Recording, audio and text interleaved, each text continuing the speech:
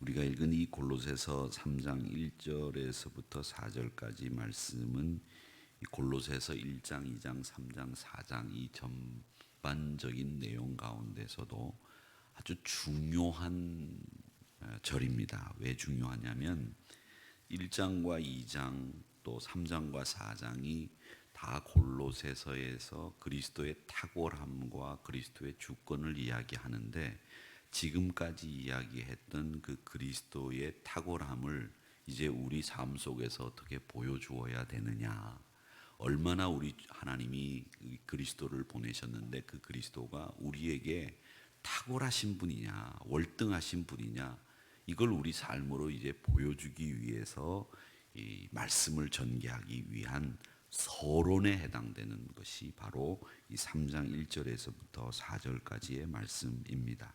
그래서 시작이 3장 1절에 보면 그러므로라고 이렇게 시작이 되는데, 이 접속사는 여러분 그 성경에서도 굉장히 중요한 부분을 차지합니다. 왜 그러냐면 여러분, 우리가 지금까지 여기까지 달려왔습니다.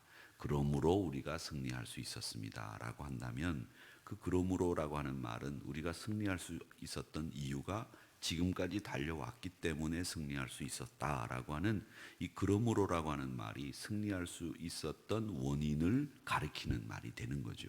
이런 접속사가 있듯이 여기 그러므로라고 하는 말은 1장과 2장에 나오는 내용을 다 받는 겁니다. 그리스도의 탁월함, 그리스도께서 우리를 위해서 하신 일이 얼마나 멋진 일인가를 다 받고, 그 다음에 2장 마지막 부분에서는 이단에 관한 얘기를 하거든요. 근데 여러분, 이 이단은 우리가 생각했던 것처럼 요즘에만 있는 게 아니라 초대교회도 이단이 아주 심했습니다.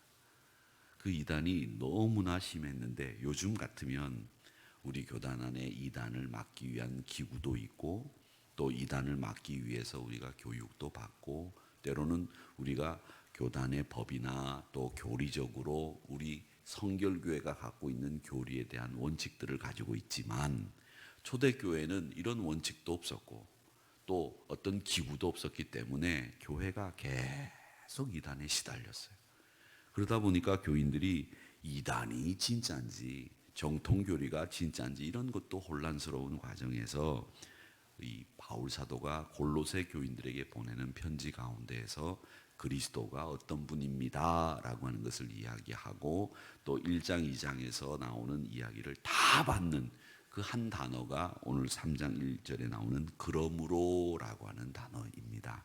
그런 다음에 이 그러므로라고 하는 이야기를 하신 다음에 뭘 얘기하느냐, 우리가 그리스도와 함께 죽은 사람입니다 라는 이야기를 제일 먼저 해요.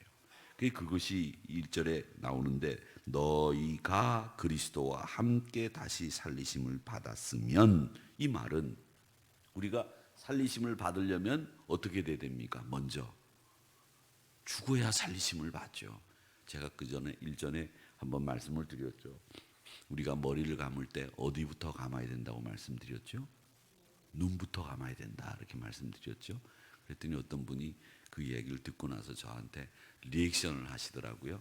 반응을 보여주시던데, 우리가 머리를 감으면 어디부터 감습니까? 그렇게 얘기를 하니까 사람들은 쉽게 생각할 때 앞머리부터 감습니다, 뒷머리 감습니다 이렇게 얘기하지만, 사실은 우리가 머리를 감으려면 제일 먼저 감아야 될 게 눈부터 감아야 되죠. 순서가 그렇잖아요. 그렇듯이 우리가 살리심을 받으려면 우리가 먼저 어떻게 되느냐, 그리스도 안에서 죽어야 되는 거예요.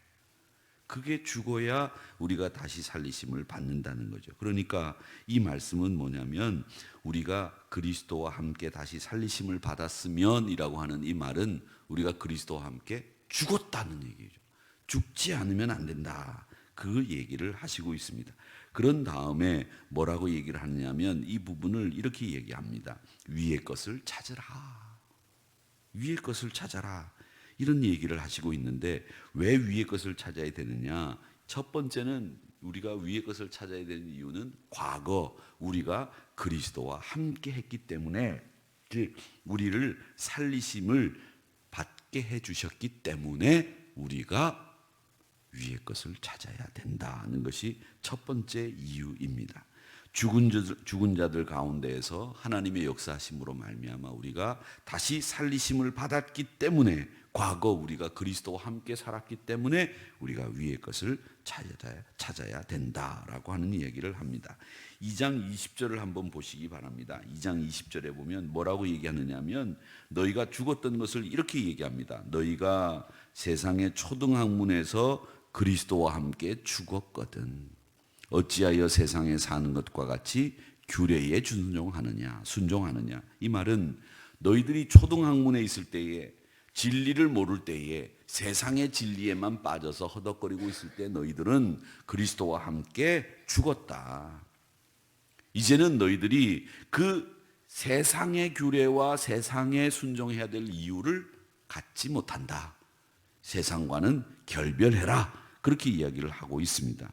또 함께 죽었을 뿐만 아니라 21절의 말씀에 보면 뭐라고 얘기하느냐면, 붙잡지도 말고 맛보지도 말고 만지지도 말라.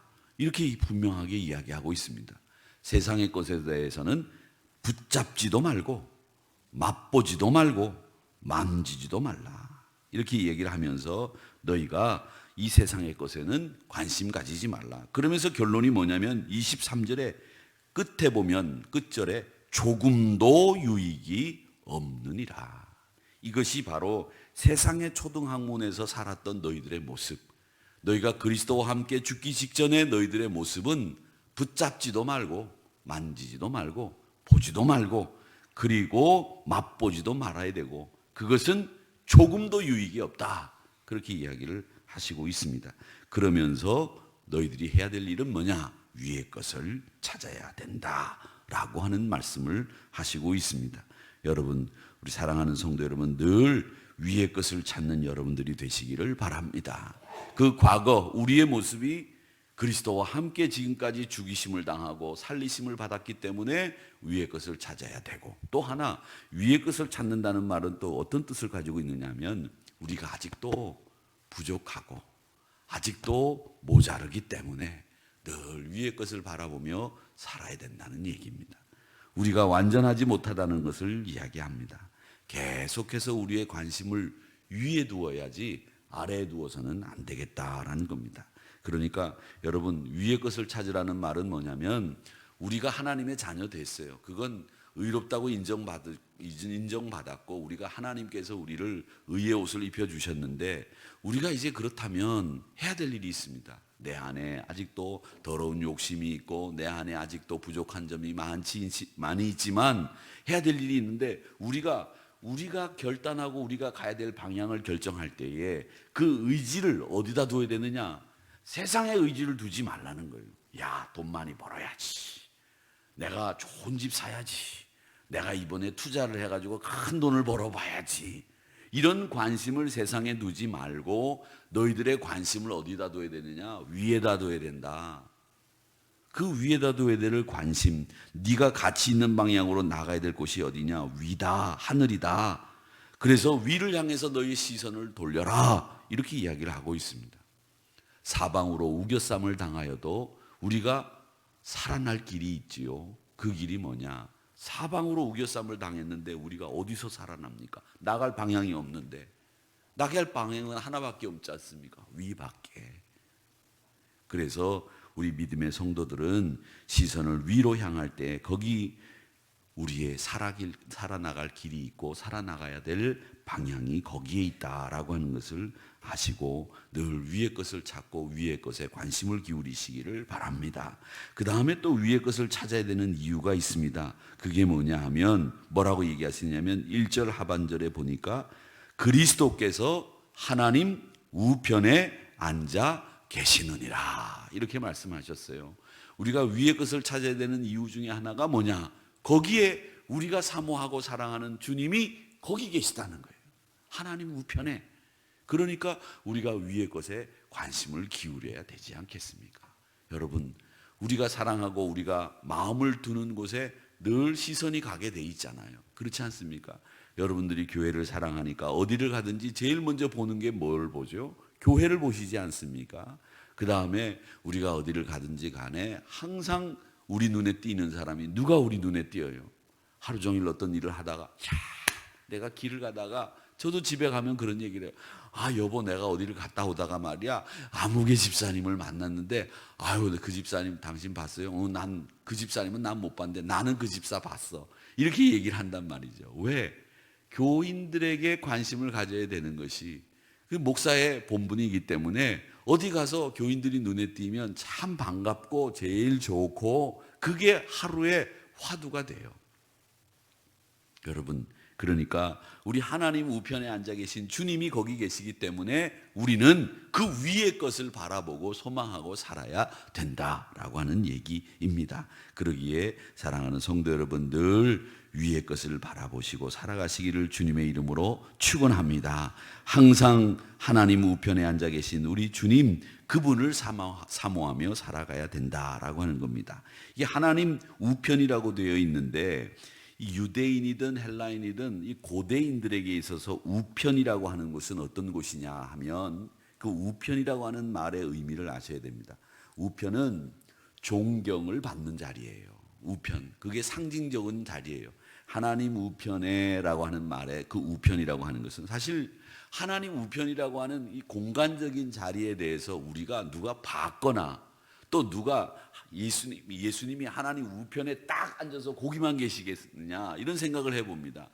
예수님도 하나님이시기 때문에 하나님의 속성을 그대로 가지고 계시잖아요. 무소부재하시고 편만하시고 늘 그분이 사랑과 긍휼이 많으신 분이실 것 아니겠습니까? 그렇다면 하나님이 이신 이 예수님이 하나님 우편에라고 하는 이 한정된 자리에만 앉아 계시겠어요?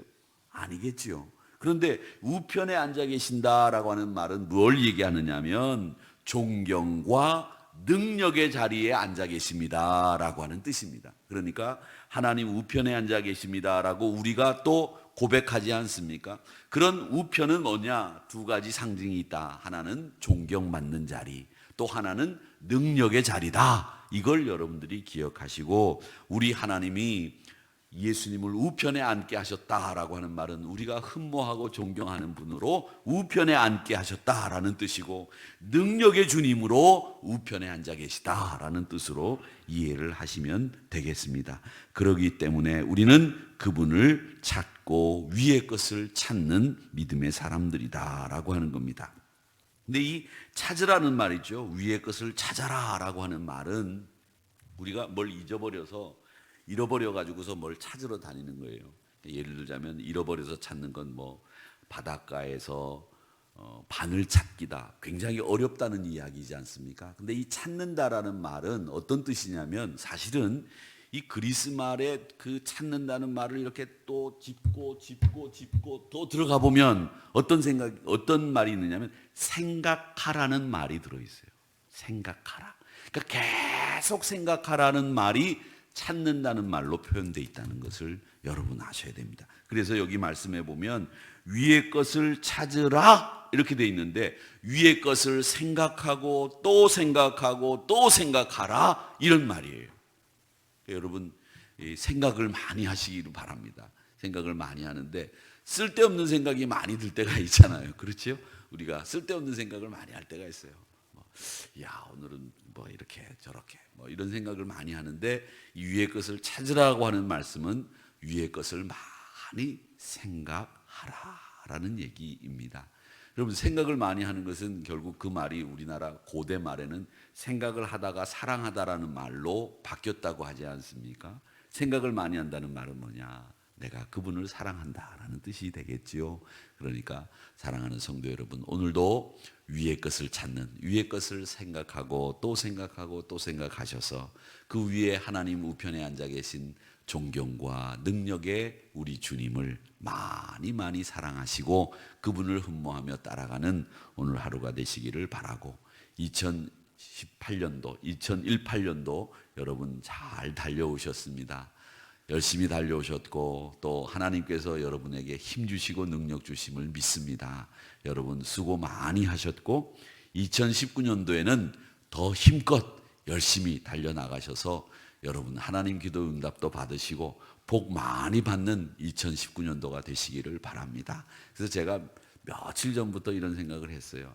우리 성도님들에게 마지막 2018년도 송구영신 예배 전 그 새벽 기도 때는 꼭 내가 해주고 싶은 말씀이 있는데, 그게 뭐냐면 여러분 아자 이 말씀을 꼭 해드려야 되겠다 이런 생각을 했었는데, 여러분 힘내시고 다시 한번 하나님께서 여러분과 동행하시는 2019년도가 되셔서 아자 힘있게 2019년도를 맞이하시고 복된 2019년도가 되시기를 주의 이름으로 축원합니다.